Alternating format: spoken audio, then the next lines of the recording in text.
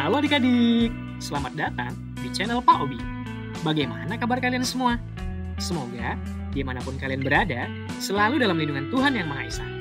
Tetap selalu sehat, ceria, dan tentunya tambah semangat lagi belajarnya. Nah, adik-adik, sebelum kita lanjut ke video pembelajaran kita kali ini, jangan lupa di like dan subscribe dulu ya, agar adik-adik tidak ketinggalan video-video terbaru dari channel Pak Guru. Dan jangan lupa di-share juga ya kepada teman-teman yang lain. Nantinya, Pak Guru akan membersamai adik-adik semua belajar lewat video-video pembelajaran. Nah, adik-adik, pada video pembelajaran kita kali ini, kita akan membahas mata pelajaran Bahasa Indonesia kelas 6 SD Kurikulum Merdeka.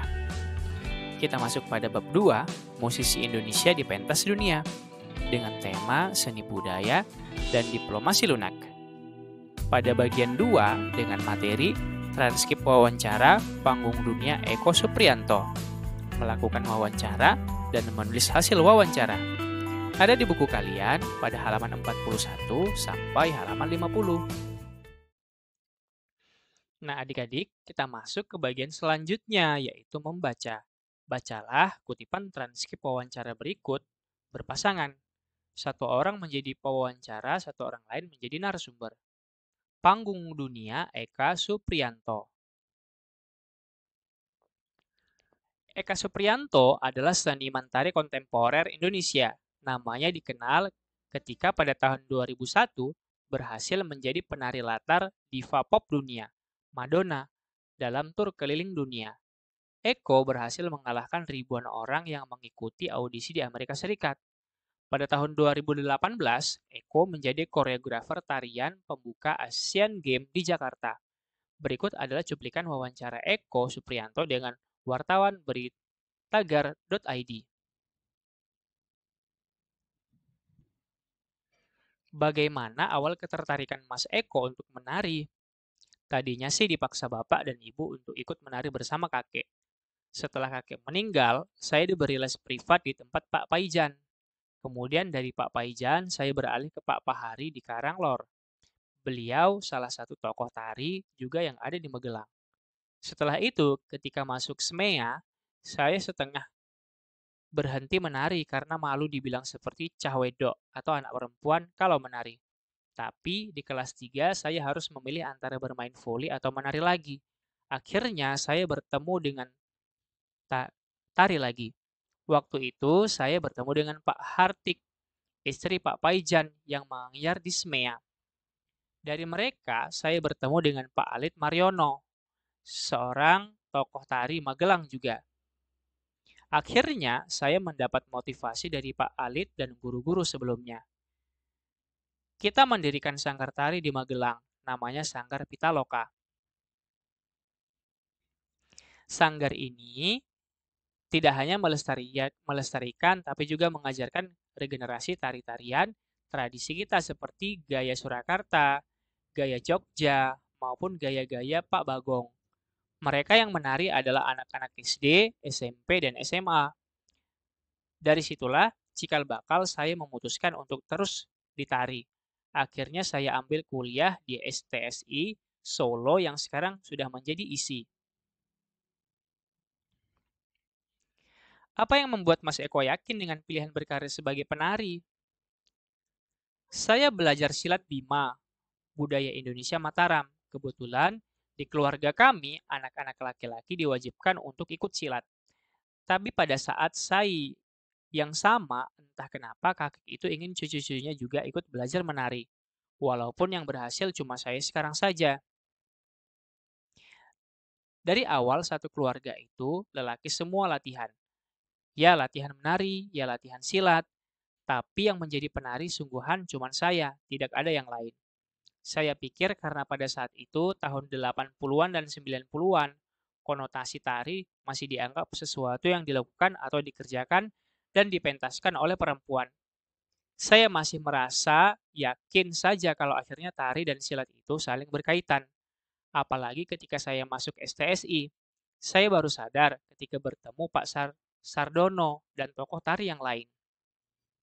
Saya merasa profesi saya sekarang dengan latar belakang yang sama, dari keluarga yang sama, bagaimana Mas Don juga belajar silat dari kecil.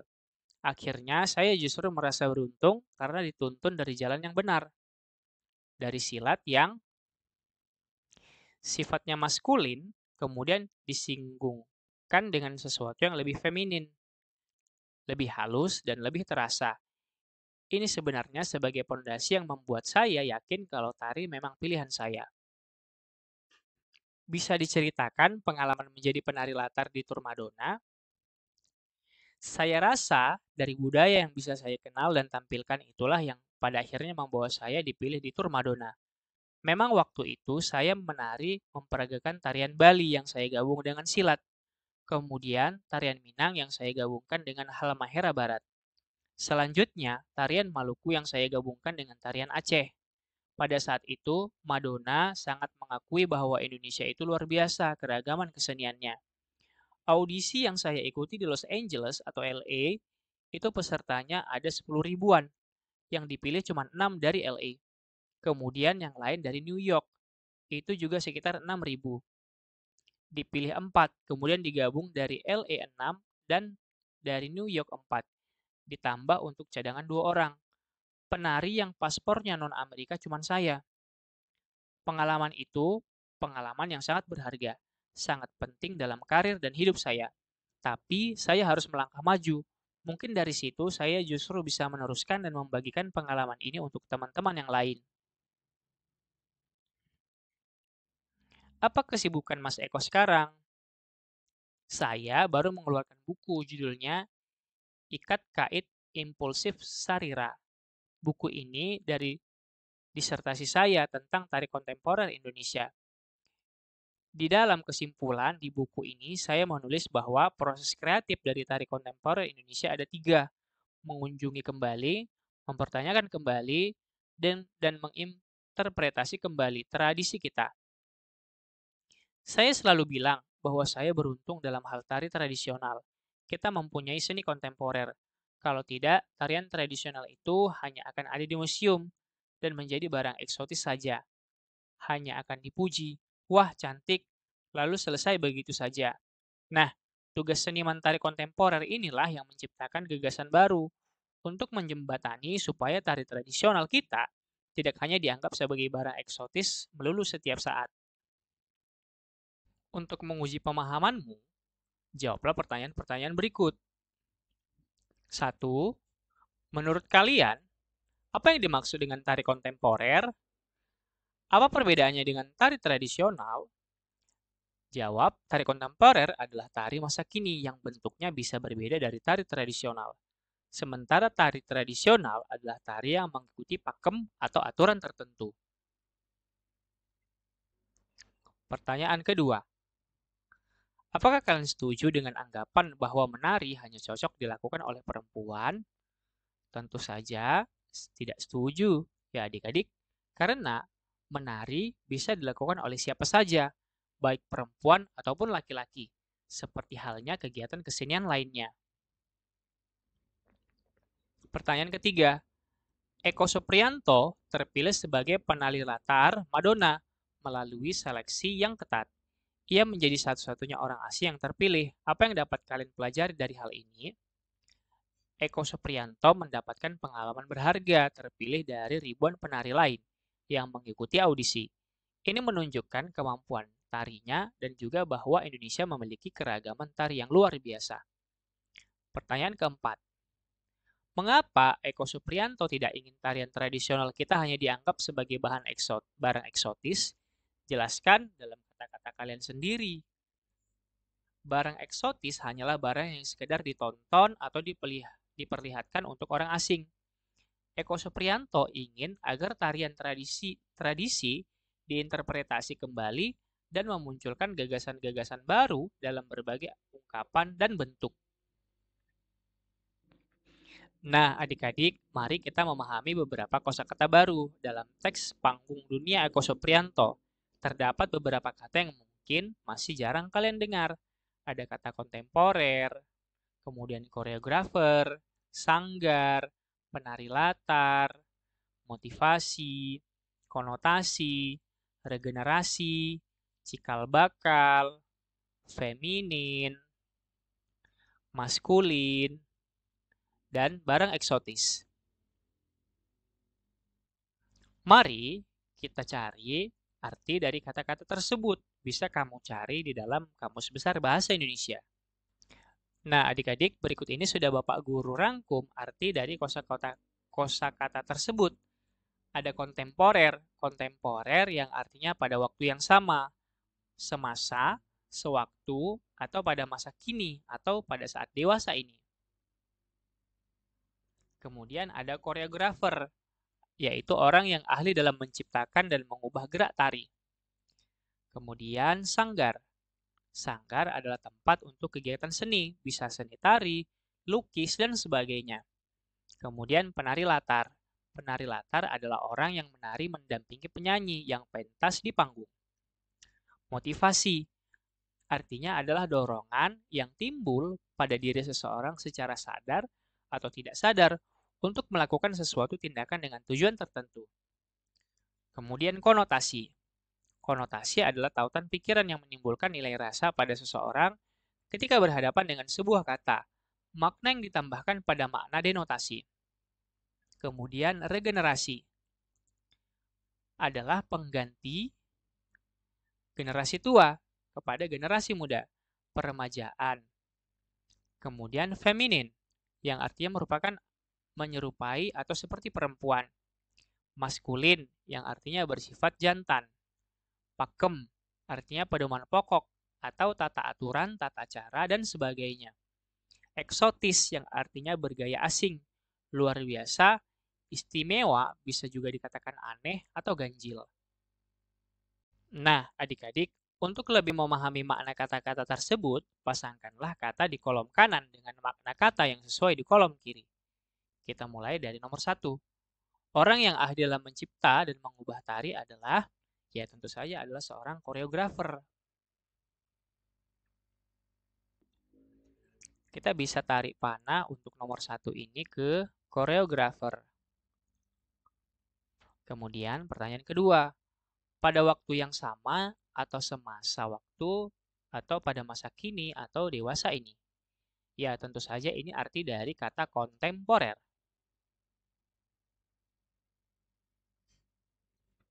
Kemudian pertanyaan ketiga, tempat untuk kegiatan seni atau bisa seni tari, seni lukis, dan sebagainya.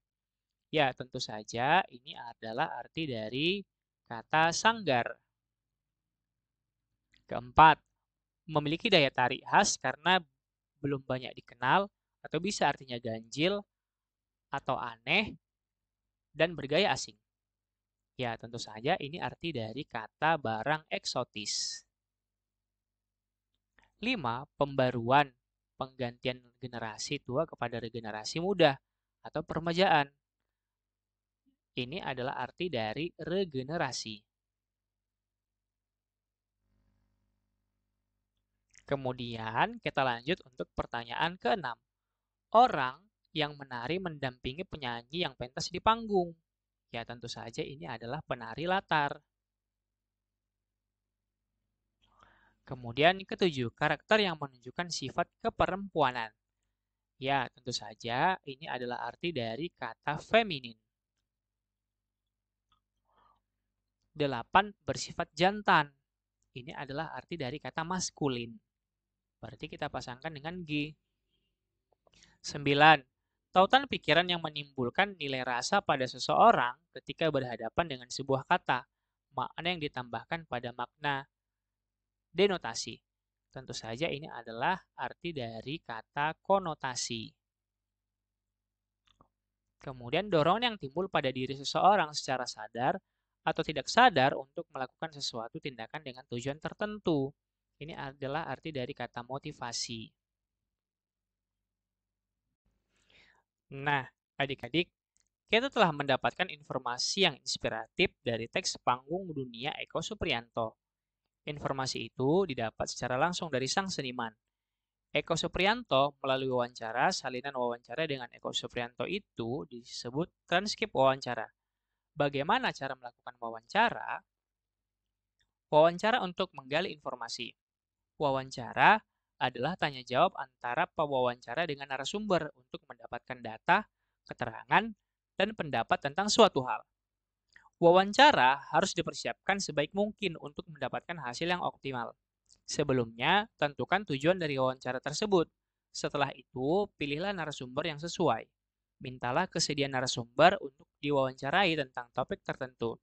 Setelah itu, buatlah daftar pertanyaan yang akan diajukan. Ketika melakukan wawancara di waktu yang disepakati, perhatikan adab sebagai pewawancara. Pakailah baju yang sopan dan berbicara dengan sopan.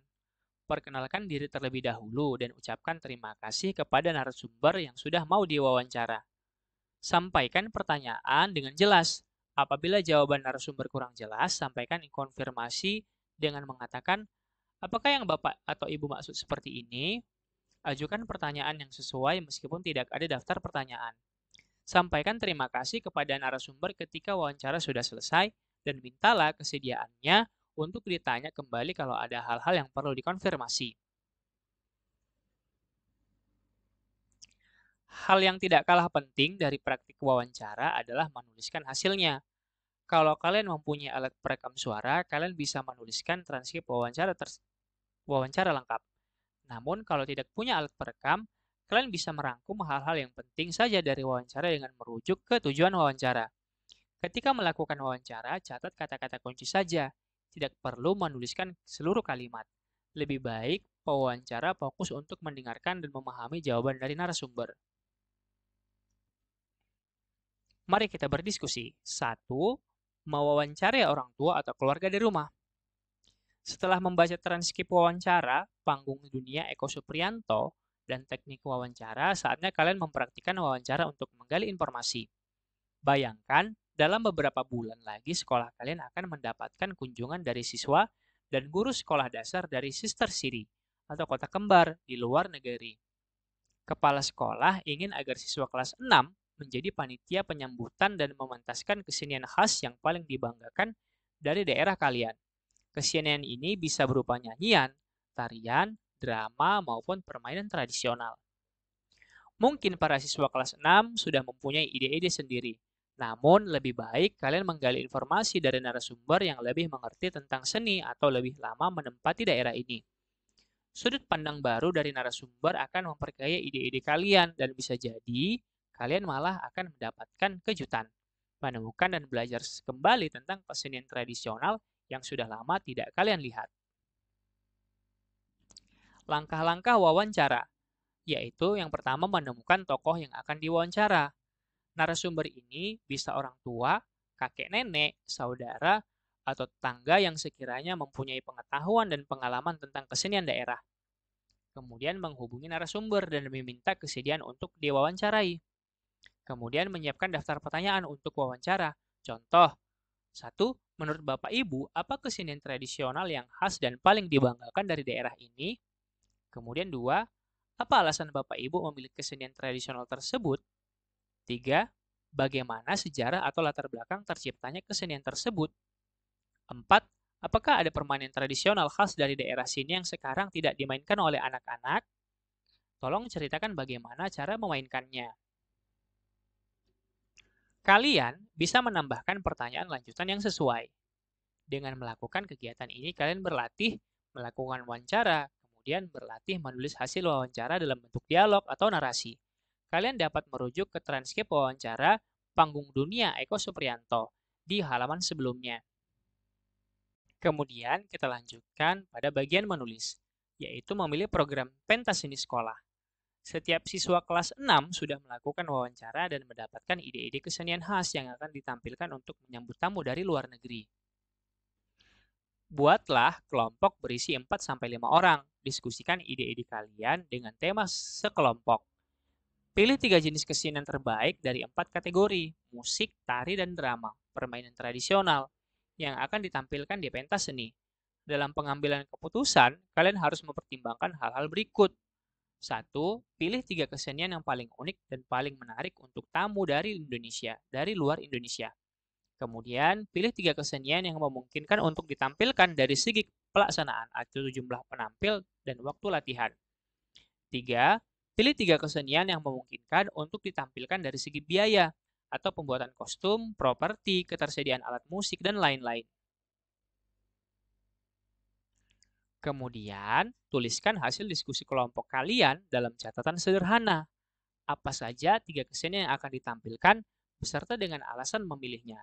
Seperti ini adik-adik kira-kira ada 3 kesenian yang dipilih, kemudian tuliskan alasan-alasan apa saja yang bisa dituliskan mengapa memilih kesenian tersebut. Nah, adik-adik, demikianlah video pembelajaran kita pada kali ini.